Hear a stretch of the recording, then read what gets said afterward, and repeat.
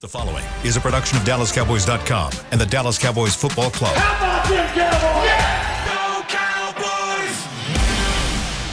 This is Talkin Cowboys. Streaming live from the Dallas Cowboys World Headquarters at the Star in Frisco. Handoff, Elliott plowing to the goal line. Barry, sacked by Lawrence. Prescott keeps it, and he bangs it in for the touchdown.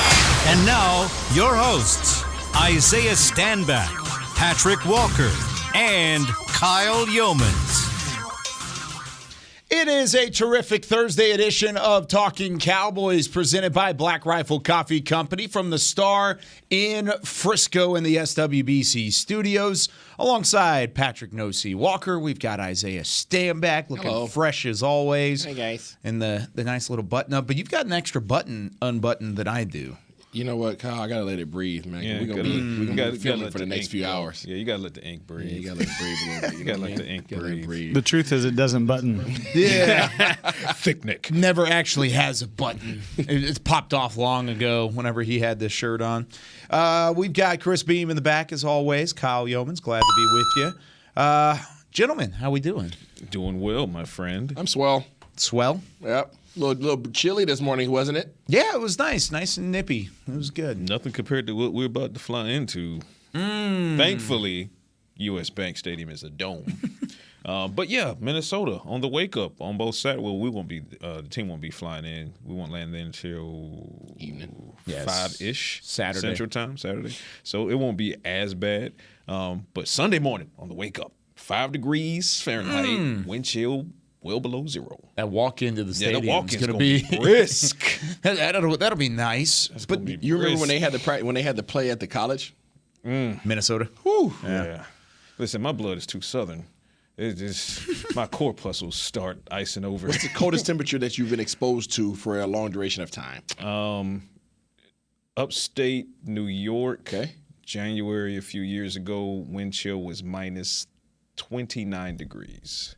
Oh man. Wow. And seriously, like that kind of cold actually confuses your body. Like it goes past being frigid as far as you feeling it. It starts to burn. Yeah. Like the sensation feels like you're burning, like your skin's on fire because your nerves are starting to get damaged. So, yeah, that was the coldest, minus 29 degree wind chill. What was yours? Minus 14. Okay. And we're practicing in New England. Yeah. Yeah, it was 0 degrees. That was the actual temperature, and it was You were out there 30 miles per hour gust. Yeah. And that Gust. the gust, like a knife, right through whatever you everything had on. you got on. Doesn't matter. and in that stadium, we were practicing in the stadium and not in the practice facility. That wind swirls out there Straight to in the New bone England. marrow. It sucked. Straight to the bone. I'm trying to think if I'm even close to any of that. I want to say I was in -7 1 point. Were you skiing? Yeah. So you got tons of layers. See, and that's the thing. I don't really go up north in the winter very often. If I'm going up north, it's usually in the summer for either baseball at one point or stuff like that. So it's a little bit different whenever you're going up north in the winter because then you're going up to places like Buffalo. Buffalo expected 6 feet of snow. Not inches. 6 feet of snow for their game against Cleveland. Yeah, no, thank you. Thank you for U.S. Bank Stadium to being a dome for my friend Patrick No-C much Walker obliged. and the Dallas Cowboys. Speaking of news and notes time, Yes, had an indeed. injury report yesterday, one with a couple good news and a little bit of bad news. Yeah, well, bad news is subjective to what happens today. We'll see contextually. Okay. So, But that report was kind of bad news. yeah, it was a walkthrough. Yeah. Okay, so Explain. all right, so WWRD. What would Rob do? We know you're watching Rob. So first of all, promising both Ezekiel Elliott, which he didn't suffer a setback last week anyway, so he was a limited participant on Wednesday, as was Anthony Brown, who remains in concussion protocol. But the fact that Anthony Brown was a participant at all means there is progress being made as far as some of those initial hurdles in the protocol being cleared. So that is promising. The bad news that Kyle is referring to is that DeMarcus Lawrence cropped up on the injury report with a foot injury. He was DNP, which is did not participate on Wednesday. I circle that as something to watch, but I wouldn't be concerned about it just yet because I personally want to see Thursday's practice report when there's actual practice, not just a walkthrough, which basically means they told him to sit down and don't come out yesterday and, just rest the foot. So today will be key. Tomorrow will be critical. And then, of course, Saturday. So something to watch there. Not necessarily bad news just yet, but something to watch. That's definitely bad news. Now he has a history. Yeah, but he's been still playing out of his mind. I get it, but it wasn't putting him on the injury report. This is not the first time he's been on the injury report with his foot. This year? Yes. When? You don't recall that what game was that he suffered a foot injury? Well, it ended up being he said it was foot or tightness in his foot. He left for a few plays and he returned. Help me out, Twitter. I don't remember that specifically. It happened. I remember him leaving a game and then coming back, but I don't remember him ever actually being on the injury report. I believe he throughout was on the injury report in the game that followed that. I can look through. I've got my email. I can go through it. So something to watch there. Flipping to the Vikings side of the injury report, Christian Darrisaw. Some bad news for them if we're going to go that route. Their starting left tackle remains in concussion protocol, and unlike Anthony Brown, who is limited in their walkthrough for the Cowboys, Darrisaw was a DNP. He did not even participate in the walkthrough yesterday. So doesn't look like as of yesterday he's making any progress. That's key, obviously, starting left tackle, trying to protect Kirk Cousins, trying to open up lanes for Dalvin Cook and Madison. Dalvin Tomlinson, big body nose tackle. Cowboys know him well from his time with the Giants. He was DNP with a calf injury, something to watch there as well. And Justin Jefferson popped up on the Vikings injury report with a toe issue. Justin Jefferson, he was limited yesterday in the walkthrough, but he is battling a toe issue? Big toe or pinky toe? Good question. Good question. I don't know if we're going to go full Harlem Nights. I don't know if we're going full Harlem Nights, and I don't know if they, It makes a difference, Patrick. We gotta know. It does make. This is investigative journalism that we need. Let's see what we can find out over the course of today. If it's big toe, pinky toe, or one of the three middles. Justin, one of the three middles. Which one would you say? Is it big? Yeah, because especially for a receiver, running routes, breaks, and things like that. So yeah, Justin Jefferson, something to watch, nursing a toe issue. So that's going to be the big uns as far as the news and notes. Toe injury has Michael Thomas sidelined for the rest of the year. It does. So I mean, for a wide receiver, receivers and toes, you don't want toe issues. Yeah, but for a defensive lineman, a foot is significant too to keep in mind. So again, they're probably saying the exact same thing we are. I will qualify it as let me see today's report. For both? For both. Okay. For both. Okay. I was about to say, because they're saying the same thing. They're like, oh, my gosh, DeMarcus Lawrence isn't going to play. We're going to run all over this defense. Team, keep that energy over here. So for both Justin Jefferson and for DeMarcus Lawrence, let's see today's injury report when practices actually occur in both cities. Let's see what their status is at the end of the day. Hashtag keep that energy. Hashtag keep that energy. Let's see if the Cowboys can keep that energy that they had in the first three quarters against the Packers and take that to all four quarters against this Vikings defense. I mean, there were times where that offense finally got back off the ground. Giants game. Was he was on the. Shout out to Big Dame. Just replied on Twitter. Giants game. Appreciate you, Big Dame. Thank you, Big Dame. But there were times where this offense looked like it was working again. There were times, and then it came to. Nate Newton is just like the Black creeping. Santa over here. Look at this. Let's see if we can get it on on Isaiah's camera here. There he is. Look at Nate. He's just watching. Look at there. He's trying out. He's trying out today. Yeah, he's going to take this fourth chair.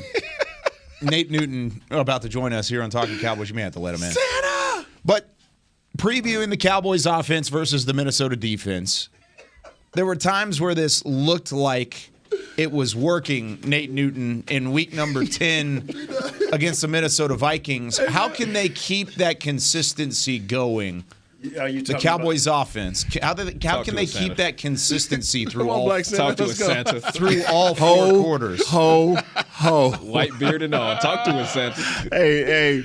I think up until this point, Coach Kellen Moore has been doing a nice job. And yes, the last game that we played, I didn't like that up tempo in the second half because I think we needed to rest our defense. But he's been calling good games, and if Zeke can get back this week and maybe give him one or two more runs and continue to let Tony Pollard do what he has to do, and I think we need to involve our tight ends a little bit more, I think we should be okay going up in there trying to control the time of possession. You agree there, Kyle? I do agree. I think overall Kellen's done a good job, but it's not a great job yet. He's still learning. He's still getting better. Isaiah, do you disagree? I compare everything to what I've seen him capable of, and that's the ceiling. That's fair. Yeah, and so once I know what you're capable of, I know you can run a 4-2. A 4-4 is not getting it done. It's not trash, though. It's not trash. Exactly. That's what we're saying, right? It's not trash. Need to improve. But we know what you're capable of. I just want to. And there's no limit on it, right? Like Master P. So I'm trying to understand what I think once he overcomes these internal shackles that he has on himself, he will be much better, and his offense will be much more efficient because they're not struggling in certain areas, but they're trying to force it in other regions. So, to Nate's point, how do you control the clock? Yeah, you control the clock, but by being efficient. Now, I'm gonna go off the rails a little bit here, and by saying this is about our wide receivers and our quarterback and our tight ends. Mm-hmm. If these guys are on par, we win this game, fellas. Absolutely. And that is being more efficient. Not only falls on Coach Moore, it falls on the individual players. Yeah. And it takes me back to what I've been saying and preaching all week, and I'm gonna continue to preach this until I see it. Do your job. Yep. You know. Yep. Coach Kellum can put together game plans all day and try to get people in position, and maybe he need to do a better job of saying, hey, tight end, you can't get caught up, whether it's in the end zone or whether it's a naked boot, because I've heard our quarterback say that, a guy got caught up. You can't get caught up. This is a necessary thing for us to develop our offense so we can put more and more in, and we can be we can tweak every week and gives people a different look just by tweaking this. So the efficiency not only falls on Coach Moore, it falls on the quarterback and it falls on the wide receivers. You know, our running backs, they doing their job. Yeah. Even in third down situations, Pollard becomes better. Zeke is who he is. The little Malik Turner running like he's a young Zeke with power and with skill. So this falls on three people. Yeah. Offensive line, yeah, do your job. Wide receivers, tight ends, do your job. And that allows the other two guys, Coach Kellerman and Dak, to be more efficient. They're really not, as an offense, they're not far from being I don't want to use the word prolific because prolific would be like what they were in 2021. But they're not far from being a threat on a weekly basis. Because if you look at what happened in Green Bay, it was lack of execution, and under that umbrella of lack of execution goes miscommunication cues between QB and wide receiver. If you take those two miscommunications away, you just deleted 2 interceptions, and then you delete 14 points for Aaron Rodgers because he got 2 touchdowns off of those 2 interceptions, and the Cowboys win the game. So to Nate's point, Kellen, and to all of our point, because we're all correct in this aspect, Kellen needs to improve in the aspect of understanding situationally when to go into the hurry up versus when to slow the game down and start pounding in the defense. I love when he starts out the game in the hurry up because if everything's being executed, it tends to put the opposing defense on their heels. They're not ready for that. That's helping the Cowboys get off to fast starts. Same for the third quarter. There's a reason the Cowboys have been really, really good in the third quarter. But if you look at a game like the Packers, and they're red hot in the third quarter as they typically are, but then they start coughing up, points here and there, 17 unanswered. You go back and you look at the film and you say, well, why? What happened? It's because you were moving too fast. Yes. And going back to what I said yesterday, I don't think that they missed Ezekiel Elliott so much so that they couldn't have won the game against the Packers. But once the game started to get away from them, that's when they started to miss Ezekiel Elliott. Do you think Zeke makes that much of a difference this week compared to last week? I do, because of his running style. I do. If you're going to control time of possession, That's the man. Zeke is the guy to do that, right, Nate? It's not so much that we need Zeke. It's just execution in what you're doing. And because I thought the Malik Davis guy did what he had to do. It's just that we had to slow down. We had to slow down because one thing that has happened is that, and I say this, all of us up until last week, maybe not Zeke, maybe not Zeus, but all of us bought into the sack party. To a man, to a woman, to a podcast. We all, wow, okay, they rushed for 200 yards, but we won. Go get them. We bought into it. But now, it ain't happening no more. I think Zeus bought into it, too. You picked the Cowboys to win 31-13 or whatever it was. Those two different conversations. We talking about the sack party. Yeah. He's talking about the sack party. That's what he's talking about. That's what they just said. Yes, sir. No, I understand, but when did he go against the sack party? I made a point of emphasis because you remember against the Bears, you were like, oh, they can have the 200-plus yards. I'm like, the Bears. Yeah, but against nobody. Like nobody. You can't allow that versus nobody because if you allow that, then you've already shown where your weakness is. Now, the Bears might be prolific in running the ball, and that might be what they do best, but they're still attacking a weakness that you have. They're not just simply overpowering your personnel. They're simply exposing you, and they have better personnel for that particular type of the scheme. Yeah. Once you show that on film, every team will expose that. What happened the next week? Exposed. What's going to happen this week? We're going to see. Exposed again. We're going to see because if you load the box up, what's going to happen? They're coming up. And the thing guys is, on the outside, you got Justin Jefferson, you got Thielen. So that's what Nate's talking about. Sack party's awesome when you force a team to have to pass, but you have to get the team either out of their game plan by getting up early, or you have to be so prominent in your run defense that they now have to pass the ball, and now you can go do what you do best. So here's the thing, and I'll say this. I said it 100 times. I'll say it again. I don't care what happened in the Bears game because of how the Bears game flowed. I care. Right? And I'm not trying to take that away from you, my brother. I'm saying the reason I don't care about that is simply because the game was so dominated by the Cowboys that they said, we know that you want to go over the top to get back in the game. So what we're going to do is protect that. And you can have all that. You can run to your heart's desire. Now, hold on. But then you flip it to Green Bay. That's a different story. Because remember what I said after the Bears game, if the game was close against Chicago and they run up 200-plus yards, then it's a problem because that you needed to stop that from happening because the game was in the balance. The game in Green Bay was you sold out to stop the run. You didn't sell out to stop the run against Chicago because you had the game well in hand and you were letting the clock work against them and they were just not smart enough to try to pass the ball. The only problem we have here is one coach was protecting his young quarterback, and the other coach was just putting his quarterback in position to win the game. And this has always been Achilles' heel for the last 5 to 6 years. What does the Cowboys do when you have a running game with a good, solid quarterback that can control tempo? And we have lost, every game we have lost this year comes down to that. Can I speak? Yes, Isaiah. It's part of your show. Yes, We played 9 games this year, correct? Right. 9 games this year. 9. How many games were not 100-yard games? Run defensively? Run defense. 2. 2. Yeah. Let me go down the line. 152 yards, 167 yards, 142 yards, 136 yards, 117 yards, 240, 207. You don't see a problem here.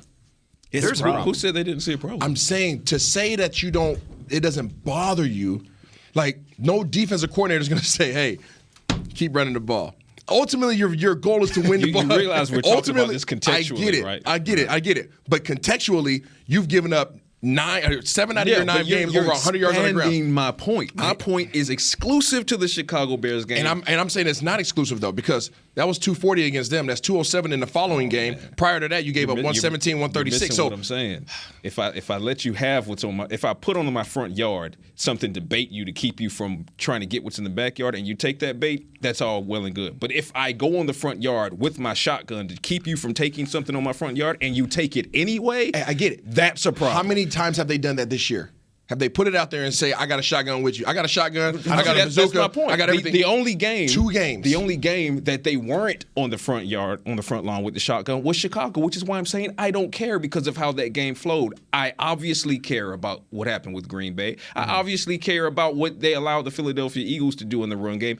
Obviously, I'm saying don't take my grain of rice that I'm describing and turn it into a whole field. I'm just saying that this defense has made valiant efforts to stop the run of every team that they've played. Some teams are going to be more of an emphasis than others because of what those teams present. But every team, aside from the Rams, who have no running game, zero running game, so we could just eliminate that one. Okay, and the Cincinnati Bengals, they run the ball pretty well, but they like to throw the ball. Okay, those are the only 2 teams that you had any form of success stopping the run. Yeah, you jumped up 17-3 against Cincinnati, and they didn't run the ball for 240 yards. We all know the run defense is a problem. Going to what Nate said, which also goes to what Mike said, which was pass rush is a privilege. And when I spoke with Neville Gallimore yesterday, I love what he said in that he said, Coach hit it on the head. You have to earn third down by winning on first and second down. If you can't win on first and second down and force, third and mid, third and long, then your pass rushers are not going to be able to pin their ears back and go and get guys because guess what? You're going to have to be in run defense again. But now, third and mid, third and short, the other team has options. They could run the ball or they could do a quick slant, and now you're going up against a Minnesota team that loves West Coast and your quick ins and your quick outs. So this is a game going into Minnesota where the Cowboys absolutely have to. It goes without saying they have to stop the run. But in doing so, it will then free up the pass rush because you're going to put them in third and longs. And now this is against Kirk Cousins, who will throw interceptions and make mistakes. So, yeah, Cowboys have an issue on run defense. All I'm saying is out of that whole equation, take the Bears out and drop them in the trash, and everything else is true. That's all I'm saying. Ding, ding, ding. Round 1 has come to an end. I really enjoyed that. However, this is a preview for the Cowboys offense versus the Minnesota defense, and we haven't talked a single lick of that outside of like the first 12 seconds. Because Santa was blessing us with he was blessing us with knowledge.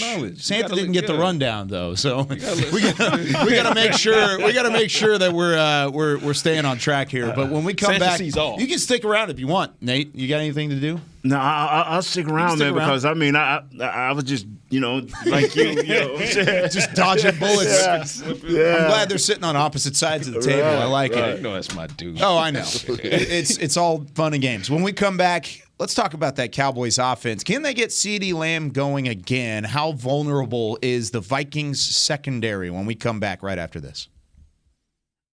When you build, you start with the foundation. And home ownership is a foundation of a stable future. The Bank of America Community Home Ownership Commitment has helped over 34,000 people lay the groundwork so far, with up to $10,000 towards your down payment or 3% of the purchase price, whichever is less. The satisfaction of owning your own place can become a reality. Visit bankofamerica.com/homeowner to learn more. What would you like the power to do? Bank of America N.A. Equal Housing Lender. Credit and collateral is subject to approval. Restrictions apply. This is not a commitment to lend. Did you get to work on time? Yeah, but I just realized it's Sunday. Little Sweet says head on home. Dr. Pepper's on its way. So sweet, unique.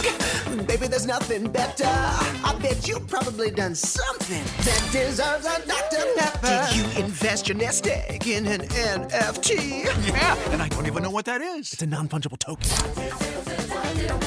Everyone's done something that deserves a Dr. Pepper. Todd thought it would be secure to jog in the cheetah savanna. Todd believed the big cat repellent he bought online was reliable. And now, Todd is trying to be faster than this cheetah that can run 80 miles per hour. But the good news is, Todd has AT&T 5G that is fast, reliable, and secure. And he learned the best thing to do is stop running and toss her the backpack with the beef stew. AT&T 5G. Fast, reliable, secure. It's not complicated. 5G requires compatible plan and device. 5G may not be available in your area. See att.com/5G for you for details. Are you ready to take coffee off your grocery list forever? Black Rifle Coffee Club is here to help. As a coffee club member, you'll get your favorite coffees roasted, packaged, and shipped to your door free of charge on your preferred schedule. Set it, forget it, and never run low on coffee again. Members also get exclusive deals on coffee, products, and discounts from partner brands. Ease your mind and let Black Rifle worry about your coffee supply. Go to blackriflecoffee.com to join the coffee club today. Back to Talkin' Cowboys.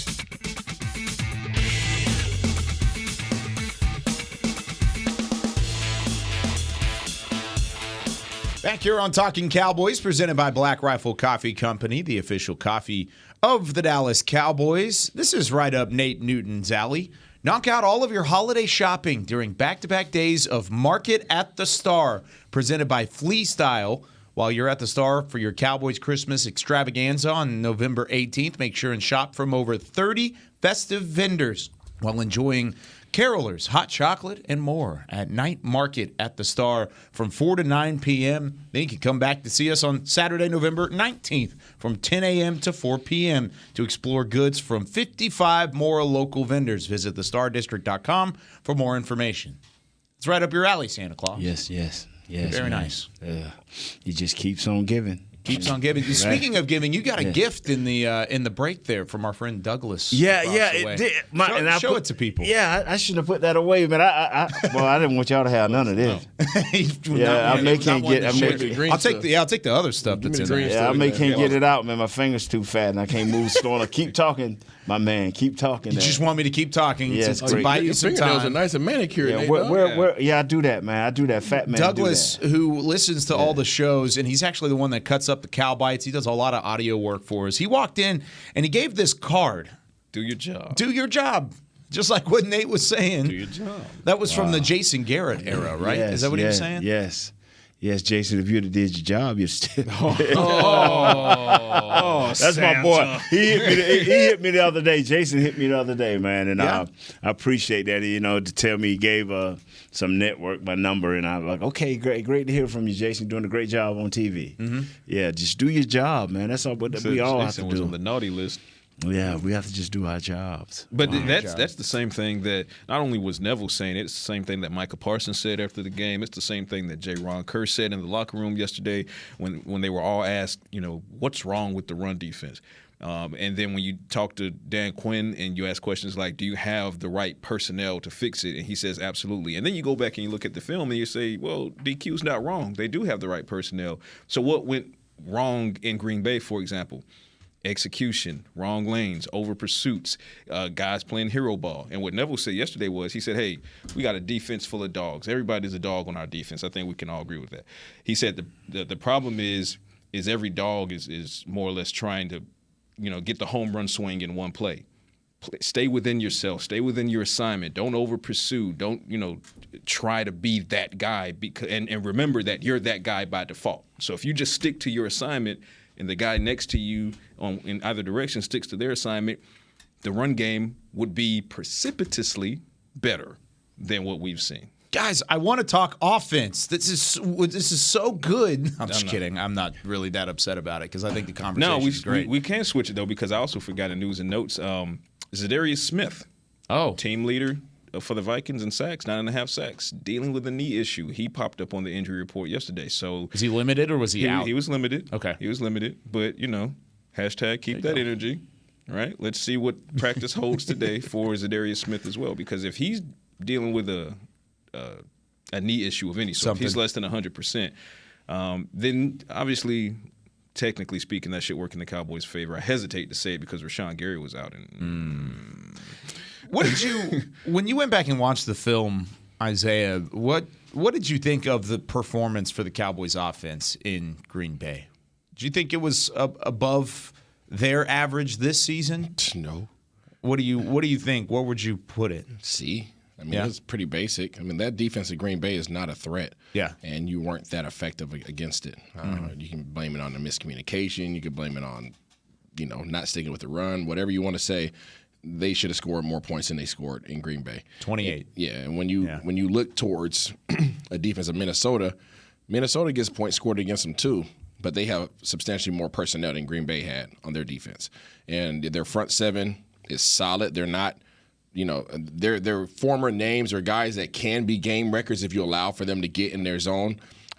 But I think the strength, and they have guys at every level. Let's not make a mistake. They have a guy. They have D linemen. They got linebackers, and they obviously have some cornerbacks and safeties.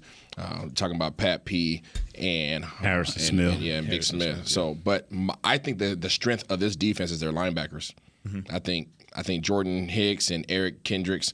And you put Zadarius Smith in there if you want to. He's really a DN. But those linebackers, man, these guys don't miss tackles. they just don't miss tackles. And these guys are big and physical.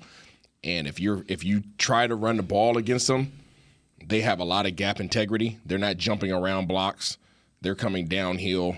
And their cornerbacks and safeties are more than willing and happy to come down there and hit you as well. So it's gonna be definitely a challenge. They don't do anything amazing. They don't pressure you a lot. Their defensive ends aren't gonna necessarily get home all the time. But in terms of run integrity and gap integrity, they make it difficult on you. You know how to punish that? Guys who love coming down and playing downhill against your run is you put in a running back that loves going uphill to meet them. And roses to Tony Pollard. He is very good at what he does. Very good. And he's a starter in the league with any other team. But this is a game where, because you have guys like Jordan Hicks, whom the Cowboys know very well from his time with the Philadelphia Eagles, try to tackle Ezekiel Elliott a few times, and then you start thinking twice about it the fourth and fifth time. It's over the course of a game, it really just beats you down. So it's a different type of running style. So hopefully for the Cowboys to help combat that, because, they have their linebacker core is something else. To help combat that is you just keep punching them in the mouth. Keep punching them in the mouth, and eventually a tooth comes loose, and then another one falls out. And here you are in the fourth quarter, and they don't want to tackle anymore because they're battered and bruised. So that's going to open up. Guess what? Here we come, IRS. Play action. Yeah. So this is how you do it. You have to control this game because if you don't, Zadarius Smith and Donnell Hunter, they play up and down the line. You can see them over the guards. Yep. You can see them over the tackles. You can see them in gaps. But if you control it through the run game and a play action pass and keep your tight ends involved in this game, then they'll basically go back to their outside linebacker positions, their defensive end positions. You don't want them being able to play over our guards, and even though we got a great guard and our right guard, we don't want that over our left guard. You want to make sure these guys stay home by controlling the short passing game and your run game. And so to keep these guys at home and to make sure that Kendricks and the other guy, Jordan Hicks, make sure they play their normal positions. Yeah. So that's we have to do this, man. And going back to last week, I thought Green Bay defense with Kenny, I can't think of his name, the big nose tackle, I thought they were better than they seemed. And this team here has let stats. Don't let the stats fool you with Minnesota. Because what they have shown me is when they need a stop, a la Buffalo, they will get a stop. So this team is much better than you think, but they can be controlled if you do a short passing game and run downhill. It'll make these other Smith and Hunter stay home. And the interior of the defensive line might be a little less meaty this week because Tomlinson, right? Yes. So he's dealing with a calf injury. He did not participate yesterday. Now that's one that I don't know that he's going to participate today either. So there's a good chance that Tomlinson is not in the middle of that defensive line for the Vikings on Sunday. So that just goes back to what we're saying: run the ball. Hopefully Zeke is there, so you can have that particular punishing running style, and then play Tony Pollard off of that, which then feeds the play action, and just go from there and start attacking. Make those safeties start coming forward because they're afraid of the run game, and they got to help in that run game. And play action, over the head, play action, 10 out, play action, et cetera, et cetera. I think that's the strategy you would like to get to, but these guys are so sound up front. You can wear them down.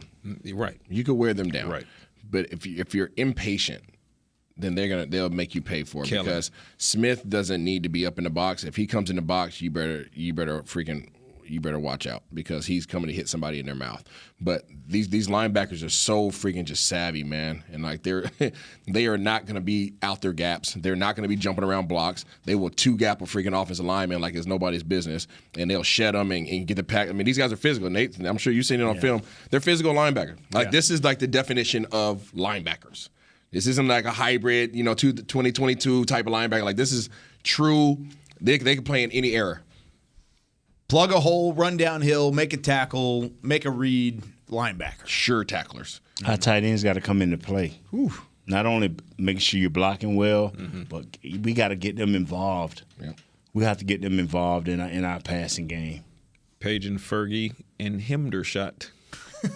Paging those two, because Dalton's going to get his targets. I said it before and I'll say it again. He's Dak Prescott's favorite receiver. You've seen that kind of coming back. It continues to play itself out. And I said that when Dak came back, I was like, you're going to see the reemergence of Dalton Schultz, and now we're seeing it. But the thing with Dalton Schultz is he's not that guy that gets yak after you get him in space. I think we saw an instance of that at least once in Green Bay where Dak got him out in space, and he couldn't beat that. The single tackler that was out there. And that's not a knock against Schultz. It's just not his game. But then when you harken back to the Philadelphia game and you saw what Jake Ferguson does in space, and then you know that Hendershot can stretch the field, get these young guys involved in Minnesota. Get these safeties trying to figure out how they should play, and then you got an advantage. Dallas has committed just 9 turnovers on the season. That's the 4th fewest in the entire NFL. They've turned it over 9 times. That's it. Entering Week 11, Minnesota's defense has tallied 16 takeaways on the year.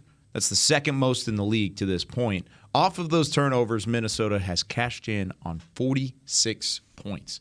So not only can the defense take the football away, but when they take it away, they're going to convert. They're going to make you pay. Yeah. And that's the biggest thing for Dallas this week is 2 things. 1, hold on to the football.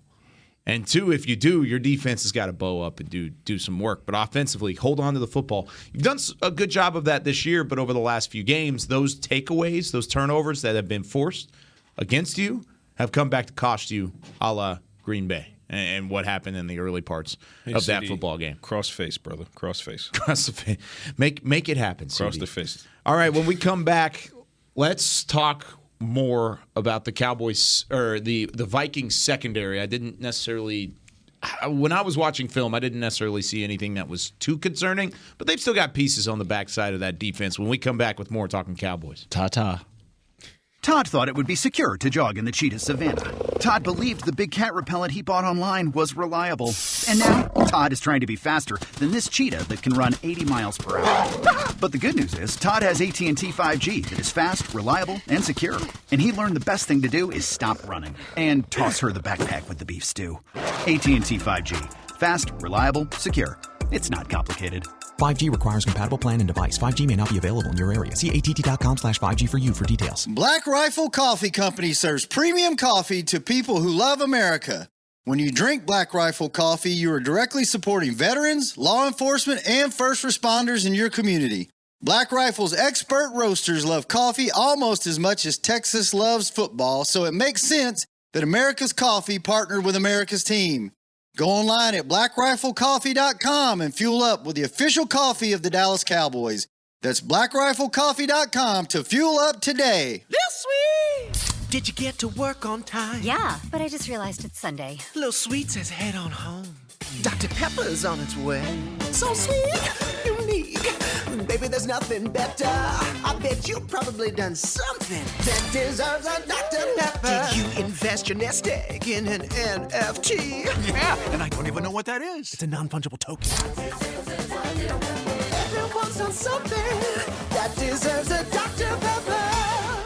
Want to use what the pros use? How about the official men's skincare brand of the Dallas Cowboys? Jack Black. Right now, you can get the Jack Black Starter, a curated collection of Cowboys locker room favorites for just $10 with free shipping. The starter includes 4 Jack Black skincare favorites, plus a full-sized intense therapy lip balm. Go to getjackblack.com/Cowboys and use the code word TEAMJB. That's getjackblack.com/Cowboys. The Jack Black Starter, $10, free shipping.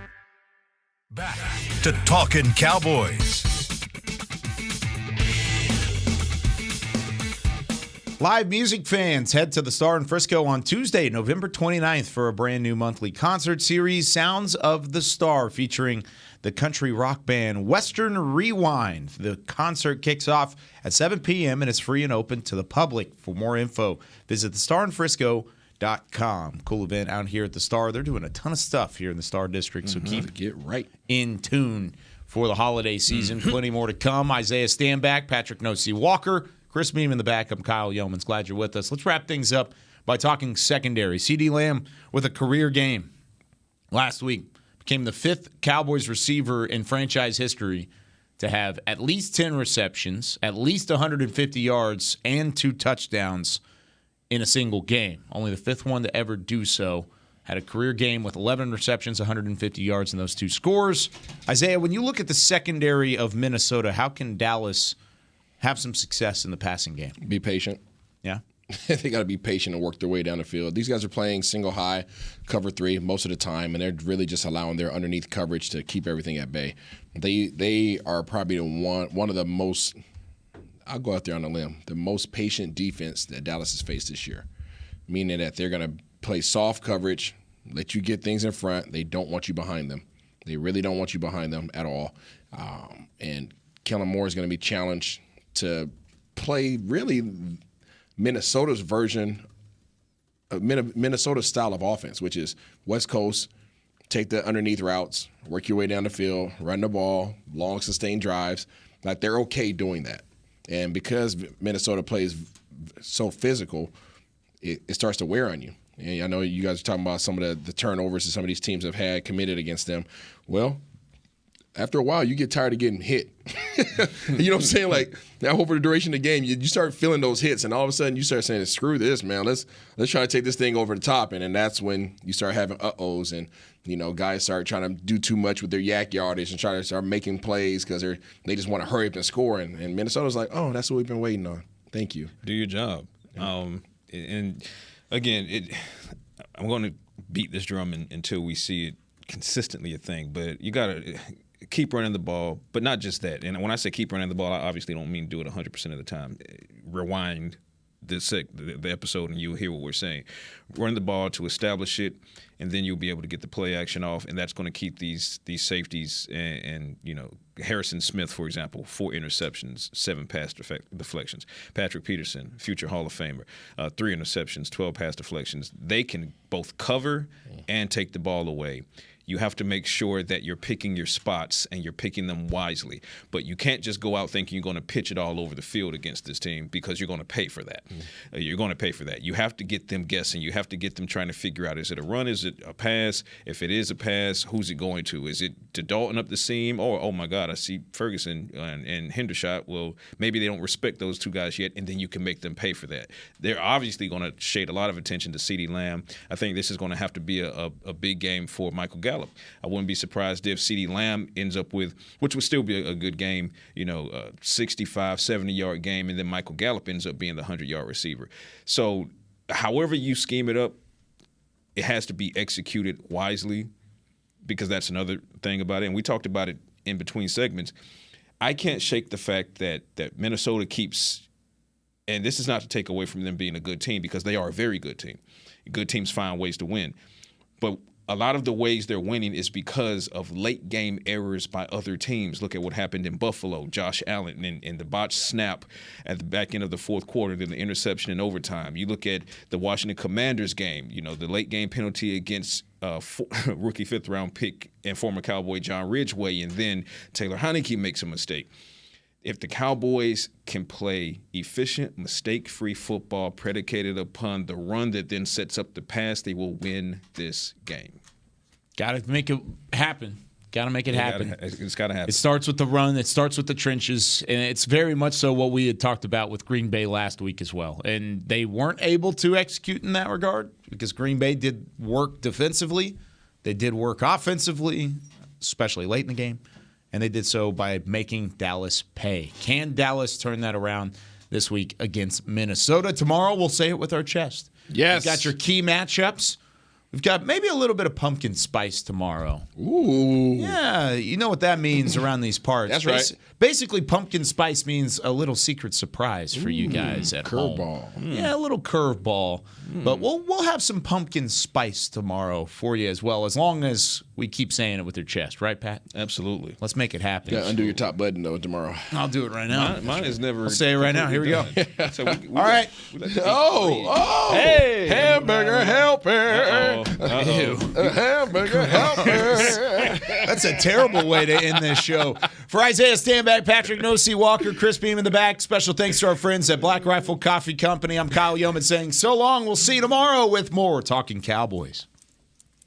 This has been a production of DallasCowboys.com and the Dallas Cowboys Football Club. How about this, Cowboys?